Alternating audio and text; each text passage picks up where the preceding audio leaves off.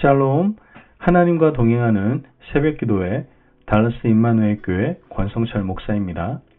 오늘도 하나님과 동행하며 풍성함을 누리시는 저와 여러분이 되시길 주님의 이름으로 축복합니다. 오늘 말씀은 창세기 50장 15절에서 21절까지의 말씀입니다. 요셉의 형제들이 그들의 아버지가 죽었음을 보고 말하되 요셉이 혹시 우리를 미워하여 우리가 그에게 행한 모든 악을 다 갚지나 아니할까 하고 요셉에게 말을 전하여 이르되 당신의 아버지가 돌아가시기 전에 명령하여 이르시기를 너희는 이같이 요셉에게 이르라. 내 형들이 내게 악을 행하였을지라도 이제 바라건대 그들의 허물과 죄를 용서하라 하셨나니 당신 아버지의 하나님의 종들인 우리 죄를 이제 용서하소서 하매 요셉이 그들이 그에게 하는 말을 들을 때에 울었더라. 그의 형들이 또 친히 와서 요셉의 앞에 엎드려 이르되 우리는 당신의 종들이니이다. 요셉이 그들에게 이르되 두려워하지 마소서. 내가 하나님을 대신하리이까. 당신들은 나를 해하려 하였으나 하나님은 그것을 선으로 바꾸사 오늘과 같이 많은 백성의 생명을 구원하게 하시려 하셨나니 당신들은 두려워하지 마소서. 내가 당신들과 당신들의 자녀를 기르리이다 하고 그들을 강국한 말로 위로하였더라. 아멘. 하나님의 말씀입니다. 여러분, 어떤 상처는 시간이 지나면 좀 옅어지지만 어떤 상처는 끝난 줄 알았는데 다시 고개를 든다는 것이죠. 특히 관계의 상처는 더 그렇습니다. 조금 괜찮아진 것 같아도 어떤 계기 하나로 다시 불안해진다는 거예요. 창세기 50장은 바로 그런 순간을 보여주고 있습니다. 야곱이 죽자 형제들은 갑자기 두려워집니다. 이제 아버지도 안 계시니 요셉이 우리에게 복수하면 어떡하지? 형제들의 두려움은 단지 요셉이 무서워서가 아닙니다. 사실은 자기 죄의 기억이 아직 끝나지 않았기 때문입니다. 이처럼 죄책감은 관계를 계속 흔들어 놓는다는 겁니다. 그런데 하나님은 이 마지막 장면에서 요셉의 입술을 통해 가정의 상처를 정리하는 한 문장을 주십니다. 오늘 새벽 우리도 그 문장을 붙들고 하루를 시작하려고 합니다. 형제들은 요셉 앞에 엎드려 말을 하죠. 우리는 당신의 종이니이다. 그들은 용서를 구하지만 동시에 자신들의 삶을 다시 어디에 밀어넣고 있어요? 노예의 자리로 밀어넣고 있는 겁니다. 죄책감이라는 게 사람을 이렇게 만드는 겁니다. 하나님께서 이미 살려주셨는데도 마음은 계속 벌을 받아야 직성이 풀립니다. 나는 이 정도는 당해야 돼. 나는 자격이 없어. 그때 요셉이 말합니다. 두려워하지 마소서. 내가 하나님을 대신하리이까. 여러분, 이 말은 요셉의 인격이 착해서 나오는 말이 아닙니다. 요셉이 붙든 것은 형제들의 태도보다 더 큰 진리였던 겁니다. 심판의 자리는 누구의 자리다? 하나님의 자리라는 것이죠. 요셉은 자신을 피해자로만 규정하지 않았습니다. 그리고 형제들을 가해자로만 묶어두지도 않았죠. 요셉은 하나님 앞에서 사건을 다시 봅니다. 이것이 바로 신앙의 성숙입니다. 내 감정이 전부가 되지 않고 하나님의 자리가 분명해지는 것. 이러한 모습이 신앙의 성숙된 모습이다라는 것이죠. 그리고 요셉은 이어서 말합니다. 당신들은 나를 해하려 하였으나 하나님은 그것을 선으로 바꾸사. 여러분, 여기서 핵심적인 두 단어가 나옵니다. 하나는 당신들, 그리고 하나님입니다. 요셉은 인간의 악을 부정하지는 않았습니다. 형제들이 한 일을 괜찮아 라고 말하지 않았습니다. 분명히 말합니다. 해하려 했다.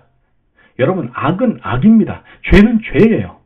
그런데 동시에 요셉은 더 큰 주어를 말하고 있습니다. 그 주어는 바로 하나님은. 인간의 악이 마지막 문장이 아니라 하나님의 선이 마지막 문장이 되어 있는 겁니다. 여기서 우리가 조심해야 할 것도 있습니다. 하나님이 선으로 바꾸신다. 이 말이 상처를 가볍게 만드는 주문이 되어서는 안 된다는 거죠. 어떤 고통은 오래 아프고 어떤 상처는 쉽게 정리되지 않습니다. 요셉도 하루아침에 괜찮아진 사람이 아니에요. 그는 울었고 흔들렸고 긴 시간을 통과해야만 했습니다. 그런데 결국 요셉은 이 결론에 도달한 겁니다. 하나님이 나를 버리신 것이 아니라 나를 통해 생명을 살리셨다라는 것이죠. 이것이 요셉의 고백을 가능하게 만든 믿음의 근거였던 겁니다. 요셉은 말로만 용서하지 않았습니다. 내가 당신들과 당신들의 자녀를 기르리이다. 여러분, 용서는요, 선언으로 끝나지 않고 돌봄으로 이어지는 겁니다. 상처의 관계가 회복될 때 가장 강력한 표지는 과거를 들춰 처벌하는 마음이 아니라 미래를 책임지려는 마음이다라는 것이죠. 요셉은 형제들을 다시 불안 속에 살게 하지 않습니다. 성경은 말합니다. 그들을 간곡한 말로 위로하였더라. 여러분, 용서는 상대를 작게 만드는 것이 아니라 살게 하는 말을 하는 것입니다. 여러분, 오늘 우리의 삶에 적용할 진리가 있습니다. 먼저 심판의 자리를 누구에게? 하나님께 돌려드립시다. 내 마음은 당장이라도 개선하고 싶고 억울함을 갚고 싶기도 합니다. 그러나 요셉은 말합니다. 내가 하나님을 대신하리이까. 오늘 하루 누군가에 대한 판단과 보복의 욕구가 올라올 때 이렇게 기도합시다. 주님, 심판은 주님의 것입니다.